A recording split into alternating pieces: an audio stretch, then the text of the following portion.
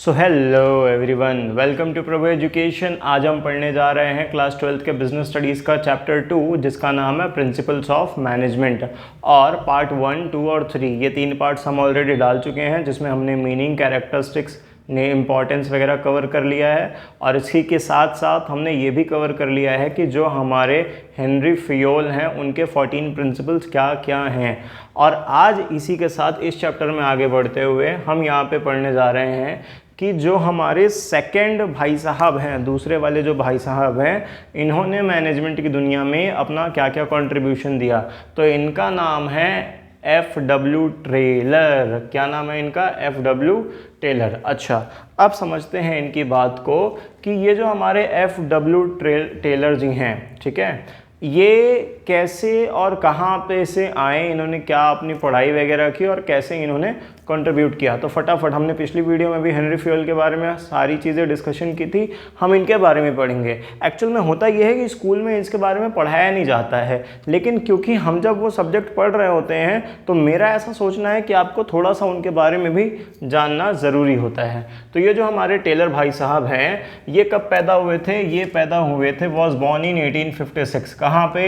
USA में। वो भाई साहब कब पैदा हुए थे? हेनरी फ्यूल जी 1841 में। डेट याद रखना, ठीक है। वैसे तो हिस्ट्री है नहीं, कंपलसरी नहीं है, बट फिर भी तुम्हारे नॉलेज के लिए।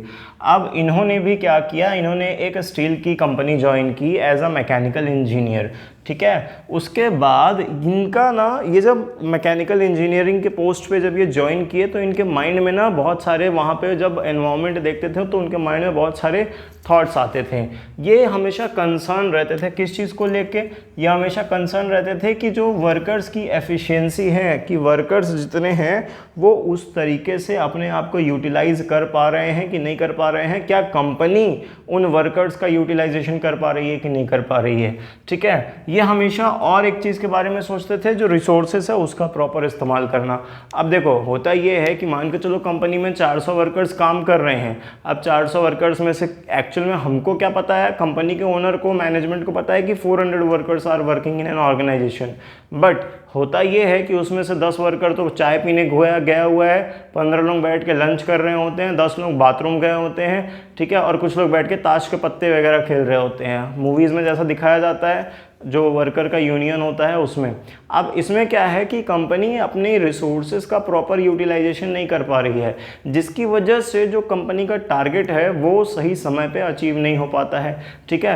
ये हेनरी फ्यूल और टेलर दोनों का जो सोचना था वो इन्हीं सब चीज़ों के बारे में था। वहाँ पे भी बताया गया है कि किस तरीके से क्या क्या चीज़ें करनी चाहिए, और यहाँ पे भी इनका भी मेन कंसर्न था। इनके जो प्रिंसिपल्स हैं हमारे, देखो, इन्होंने 2 चीज़ों पर डिस्कस किया। इन्होंने प्रिंसिपल्स दिया और इन्होंने टेक्निक्स दिए, क्योंकि ये क्या है, ये फादर ऑफ साइंटिफिक मैनेजमेंट है। तो इन्होंने टेक्निक्स पे फोकस किया।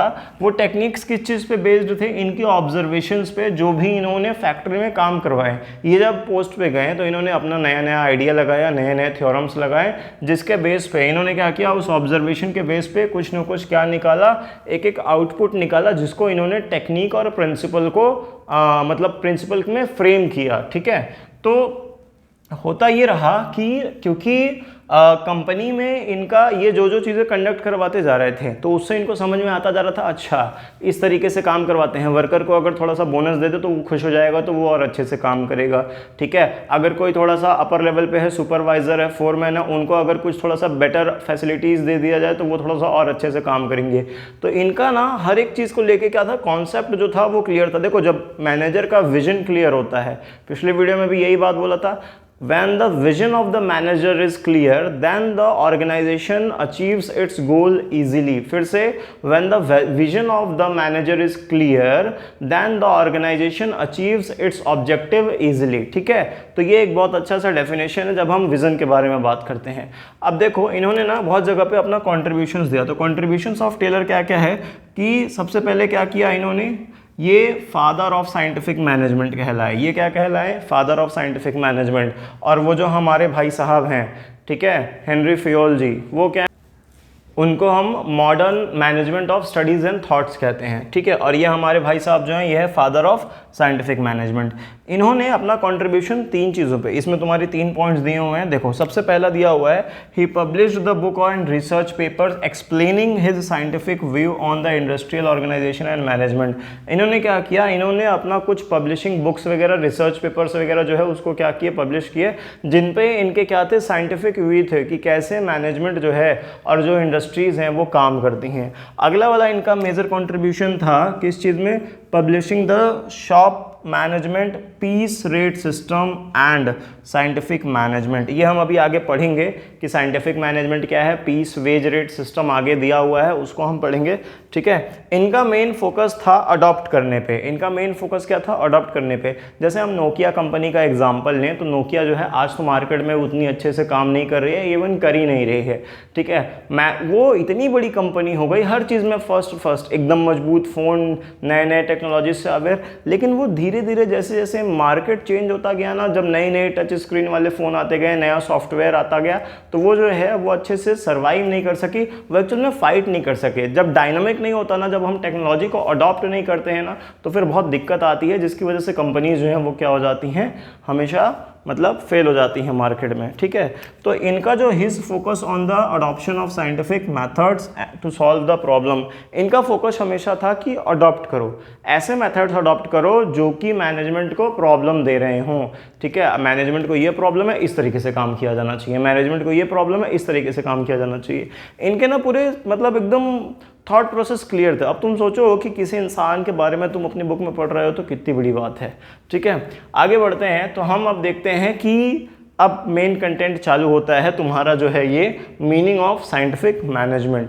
मीनिंग ऑफ साइंटिफिक मैनेजमेंट तुम्हारा जो है वो क्या कहता है, किस चीज़ पर डील करता है कि कैसे साइंस जो है, मतलब अब यहाँ पे बात किसकी आ गई, साइंस की बात आ गई। अच्छा, क्या मैनेजमेंट एज अ साइंस है, थोड़ा बहुत है कि नहीं है, फर्स्ट चैप्टर में पढ़े हुए हैं, तो कमेंट करके बताओ कि मैनेजमेंट एज अ साइंस है कि नहीं है, ठीक है।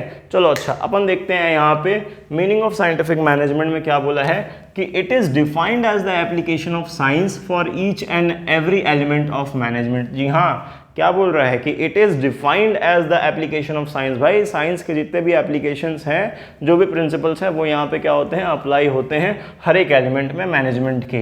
It means apply a scientific tool, methods and trained personnel in order to increase the output. भैया जी, तुम्हारे आउटपुट को बढ़ाने के लिए, तुम्हारे ऑब्जेक्टिव को अचीव करने के लिए, तुम्हारे प्रोडक्शन को बढ़ाने के लिए क्या बताया गया है कि साइंटिफिक टेक्निक्स और टूल्स को अगर इस्तेमाल कर लिया जाए, इसके मेथड्स को इस्तेमाल कर लिया जाए, तो जो काम है हमारा वो इजीली अचीव हो जाएगा। क्लियर हुआ? ओके।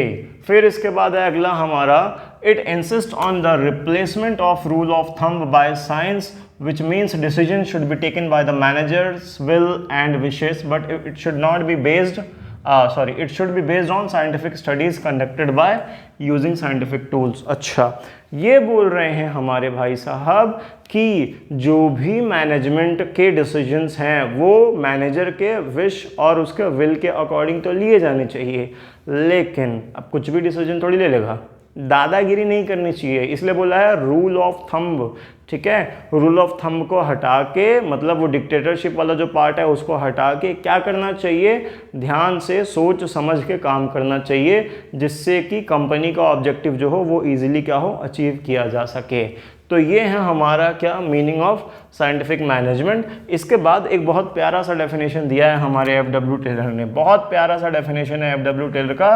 एफ.डब्ल्यू. टेलर कहते हैं कि scientific management means knowing exactly what you want, हमें क्या चाहिए, किससे, मैन से क्या चाहिए, to do and seeing that they do it in a best and cheapest way. भैया जी, कुल मिला जुला के एक ही चीज़ का कहना है कि जो भी हम काम करवा रहे हों उसको इस तरीके से करवाया जाए कि वो सबसे सस्ते में सबसे अच्छा हो, जिसको हम SST के नाम से जानते हैं। अब SST मतलब क्या, सोशल स्टडीज़? नहीं जी, सस्ता सुंदर टिकाऊ। तो हमारा जो ऑब्जेक्टिव है वो किस चीज़ पे फोकस होना चाहिए?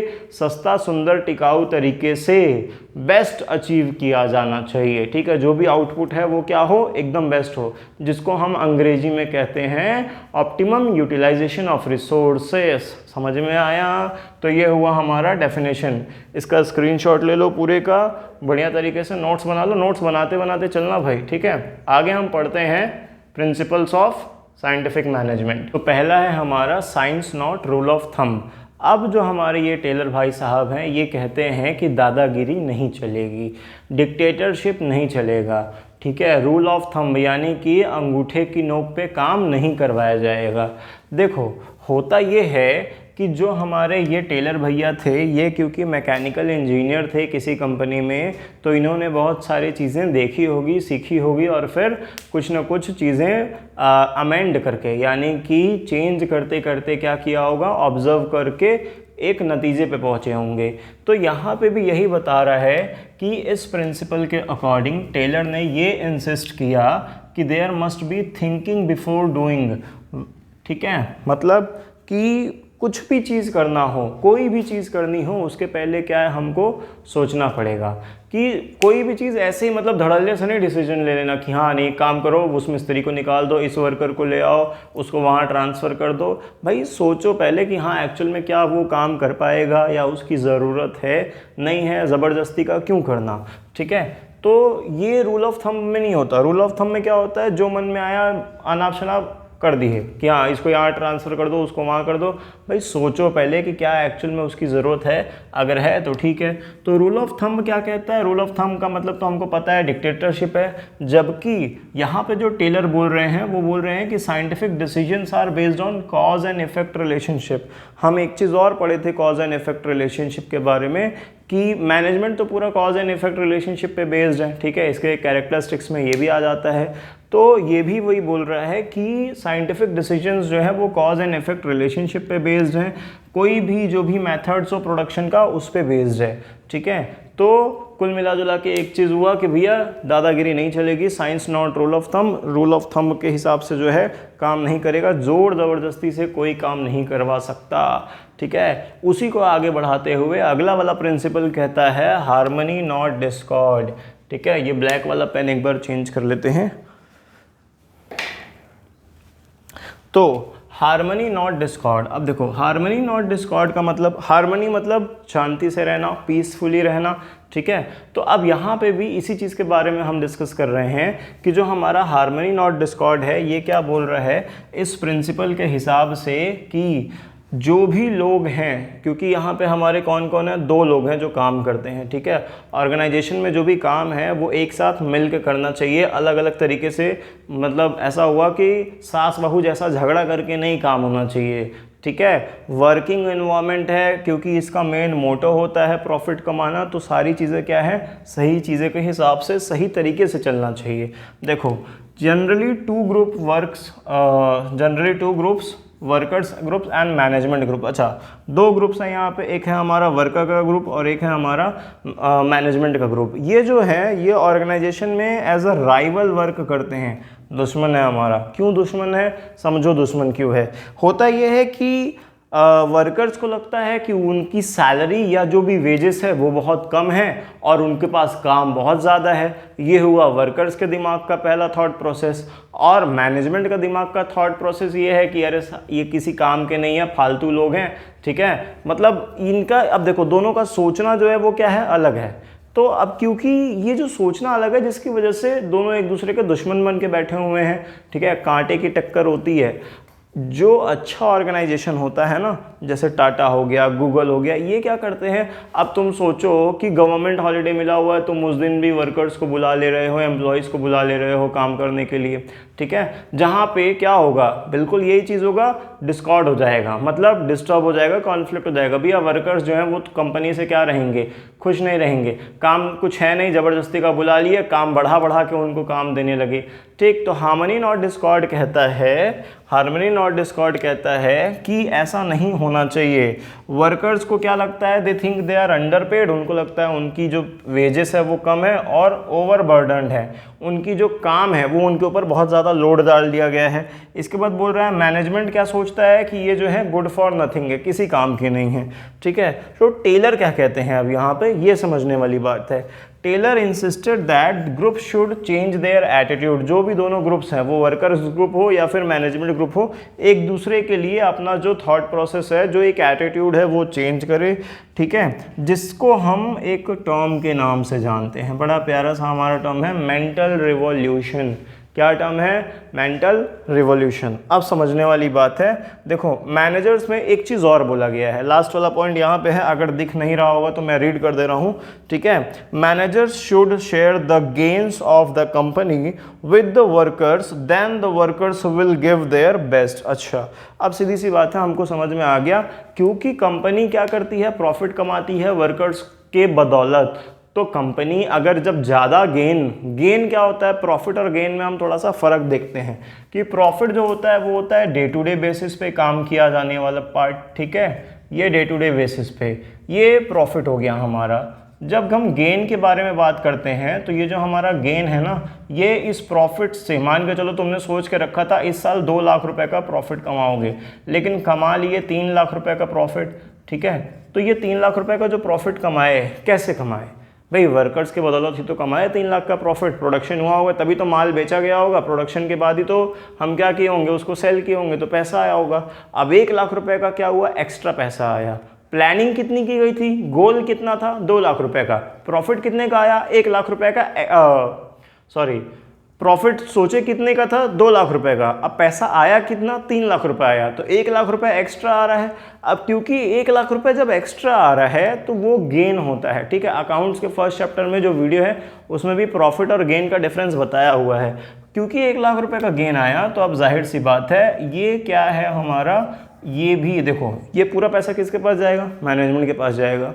क्यों मैनेजमेंट के पास जाए भाई, थोड़ा बहुत पैसा मैं कहता हूँ 10-15 हज़ार 20 हज़ार रुपये ही वर्कर्स में डिस्ट्रीब्यूट कर दें, मतलब 10, 20, 30% या 50% जितना भी हो वो वर्कर्स को डिस्ट्रीब्यूट कर दिया जाए। यही होता है टुगेदरनेस के साथ वर्क करना, ठीक है। जब 2 ग्रुप्स एक साथ मिल के काम करेंगे और स्टेबिलिटी ऑफ टेन्योर बना रहेगा लंबे समय तक, तो क्या होगा, एक अच्छा रिजल्ट लेके आएंगे, ठीक है। अदरवाइज कंपनी क्या होगी, बड़ी बड़ी कंपनीज जो हैं वो डूबी हैं भाई इसी कॉन्फ्लिक्ट की वजह से, ठीक है।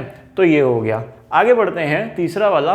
अब हार्मनी नॉट डिस्कॉर्ड के बाद हमारा इसी को और कंटिन्यूएशन में, ये ना ये एज अ प्रोसेस वाइज चलता है, ठीक है। हेनरी फेयल वाला तो जो प्रिंसिपल थे सब आगे पीछे थे, कोई भी हो सकता था, इसको भी आगे पीछे लिख जरूर सकते हो, लेकिन उसके मीनिंग के साथ इसका मीनिंग अटैच्ड है, इसके मीनिंग के साथ इसका मीनिंग अटैच्ड है, और इसके मीनिंग के साथ इस वाले का मीनिंग अटैच्ड है। तो इनके 4 ही तो प्रिंसिपल्स ही हैं, 14 तो प्रिंसिपल है नहीं, लेकिन इनके प्रिंसिपल्स के नाम जो हैं वो थोड़े से याद नहीं होते हैं। चलो अच्छा, फिलहाल उसको देखते हैं कैसे याद किया जाएगा, बताएंगे उसको भी। अगला है कॉपरेशन नॉट इंडिविजुअलिज्म।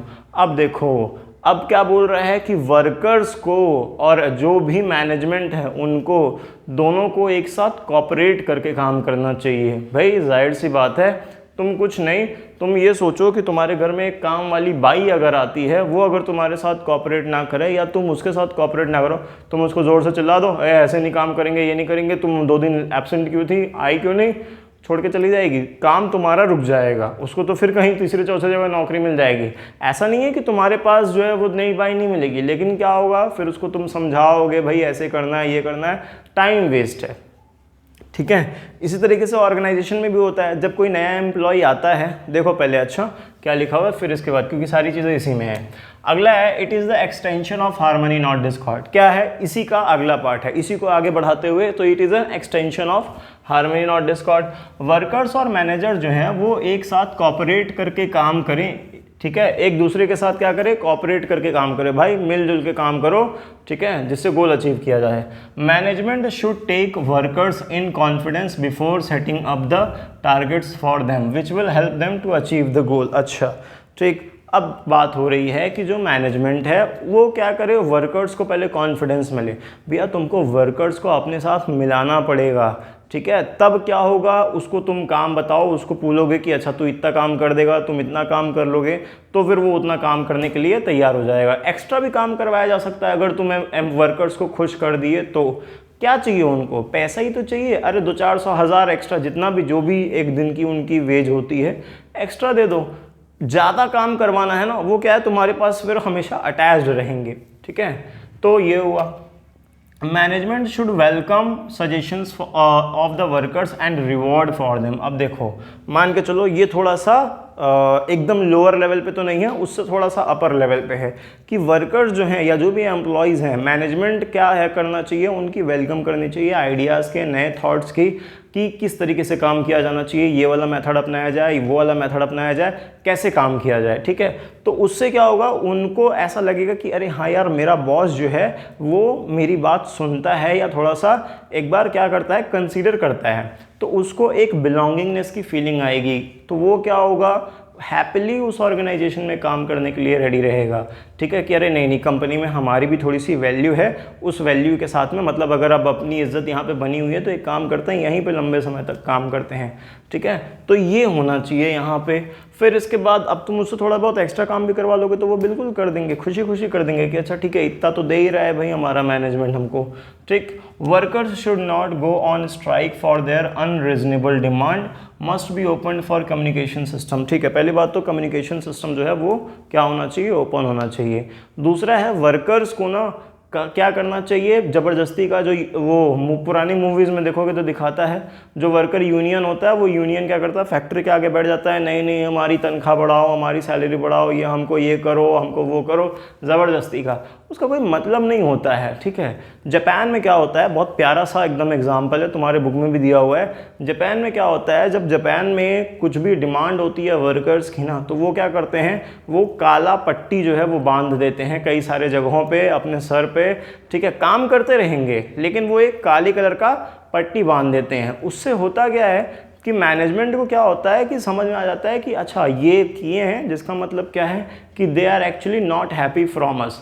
तो फिर उनसे जाके पूछा जाता है कि भाई क्या प्रॉब्लम है, जो भी है, तो वहाँ पे एक कम्युनिकेशन सिस्टम होता है। तुम इसीलिए तो सोचो, जापान जैसी छोटी सी कंट्री का मतलब इकोनॉमी इतना बड़ा है कि वो भी 4th, 5th, 6th, 7th number पे आता है, मतलब टॉप 10 में आता है। अब सोचो कि कैसे इतना ज़्यादा टेक्नोलॉजी में आगे, 4G 5G तो मतलब हम लोगों का यहाँ पे एकदम घिसा पिटा अभी भी चल ही रहा है, लेकिन वहाँ पे तो मतलब बहुत एडवांस में टेक्नोलॉजीज इतनी अच्छी। मैं ये नहीं कह रहा कि यहाँ पे अच्छा नहीं है, लेकिन इंडिया में एक्चुअल में ना लेबर लॉ थोड़ा सा और ज़्यादा बेटर होना चाहिए। ठीक है, चलो अच्छा, तो फिलहाल ये हुआ हमारा क्या, कॉपरेशन नॉट इंडिविजुअलिज्म। इसीलिए हमेशा कहा जा रहा है कि MBA जो है वो अब ज़रूरी हो गया है हर एक फील्ड में। मैनेजर्स जो हैं, क्योंकि मैनेजर्स क्या होते हैं, जब वो ये सब पढ़ के निकलते हैं ना, तो उनके माइंड में ये रहता है कि अच्छा अगर इससे काम अच्छे से करवाना है तो उसके लिए इस तरीके से, इसीलिए पढ़ाया ही जा रहा है। तुम आगे चल के MBA करोगे तो क्या करोगे भाई, ज़बरदस्ती किसी वर्कर से थोड़ी काम करवाओगे, उससे प्यार से करवाओगे तभी वो तुम्हारे काम करेगा। ठीक है, आगे देखो, development of workers to their greatest efficiency and prosperity. अब सीधी सीधी बात है, पूरा वर्कर्स पॉइंट ऑफ व्यू के हिसाब से बोल दिया भाई साहब। ये क्या बोल रहा है कि industrial efficiency depends upon the efficiency of workers. भैया जी, किसी भी फैक्ट्री की एफिशिएंसी किस पे डिपेंड करती है, किसी भी फैक्ट्री की एफिशिएंसी यानी अच्छे तरीके से काम करने का जो तरीका है वो उनके वर्कर्स पर डिपेंड करता है कि उनके वर्कर्स कितने अच्छे तरीके से काम करते हैं। अब बहुत ध्यान से समझो कि employees should send for training from time to time update to upgrade their knowledge. अच्छा समझो कि क्या बता रहा है ये कि जो एम्प्लॉयज़ हैं, अब तुम पहली बात तो सही एम्प्लॉय को देख के सिलेक्ट किए, सिलेक्शन हो गया, इसके बाद उसको ट्रेनिंग करवाए, उसको ट्रेनिंग करवाने के बाद उसको रख तो लिया अपने यहाँ काम पे, 3-4 साल 5 साल हो गया काम करते। अब टेक्नोलॉजी बदल गई, अब वो बंदा जो है उस जगह पे काम नहीं कर पा रहा है, तो तुम्हारे दिमाग में क्या आएगा, इसको जो है निकाल देते हैं। अरे क्यों निकालोगे, 5 साल से तुम्हारे यहाँ काम कर रहा है, अच्छा एम्प्लॉय है, टिका हुआ है, उसको क्या करो, थोड़ा सा ट्रेन कर दो प्रॉपरली। वो उसको ट्रेन कर दिए तो वो क्या करेगा, वो तुम्हारे यहाँ ज़्यादा बेटर तरीके से काम करना स्टार्ट कर देगा। ठीक है, इससे क्या होगा कि वर्कर की जो एफिशिएंसी है वो बढ़ेगी, प्रॉस्पेरिटी बढ़ेगा दोनों के लिए, और जिससे कि मैनेजमेंट और वर्कर जो है वो दोनों क्या करेंगे, ग्रो कर सकेंगे अच्छे तरीके से। इससे कंपनी का ओवरऑल ग्रोथ होगा। तो ये हमारे 4 प्रिंसिपल्स हैं। पहला है हमारा science not rule of thumb, दूसरा है हमारा हार्मनी नॉट डिस्कॉर्ड, तीसरा है हमारा कॉपरेशन नॉट इंडिविजुअलिज्म, और चौथा है हमारा development of workers to their greatest efficiency and prosperity. इसके बाद हमारा जो है इसमें साइंटिफिक टेक्निक्स के जो मेथड्स हैं वो कुछ कुछ दिए हुए हैं यहाँ पे। फिलहाल उसको हम इस वीडियो में नहीं करेंगे क्योंकि वीडियो काफ़ी बड़ा हो जाएगा और बोरिंग भी हो जाता है। बीएसटी जो है वो 15 से 20 मिनट के वीडियोस में ही पढ़ाई जानी चाहिए तो ज़्यादा बेटर होता है, और कोशिश ये रहेगी कि 15 से 20 मिनट की ही वीडियो डाली जाए, ठीक है। तो उसको हम जो है, छोटा ही है, ज़्यादा नहीं है, शायद 10 मिनट में वो भी ख़त्म हो जाएगा, लेकिन वही है आधे घंटे का वीडियो हो जाएगा तो फिर थोड़ा सा मज़ा नहीं आएगा। तो इसका स्क्रीनशॉट ले लो तुम लोग, और फिर इसके बाद अगर नोट्स वगैरह भी चाहिए वगैरह होगा तो भी नीचे डिस्क्रिप्शन में लिंक वगैरह दिया हुआ है टेलीग्राम या व्हाट्सअप का, उसमें जाके तुम जो है क्या कर सकते हो, मैसेज कर सकते हो। ओके चलो, अच्छा फिर मिलते हैं तुमसे अगले वीडियो में। इसका 5th पार्ट जो है वो बहुत छोटा होगा, 10-12 मिनट का, उसमें हम साइंटिफिक टेक्निक्स के बारे में बात कर लेंगे। प्रिंसिपल्स जो हैं वो हमारे हो गए। तब तक मिलते हैं अगले वीडियो में। टाटा।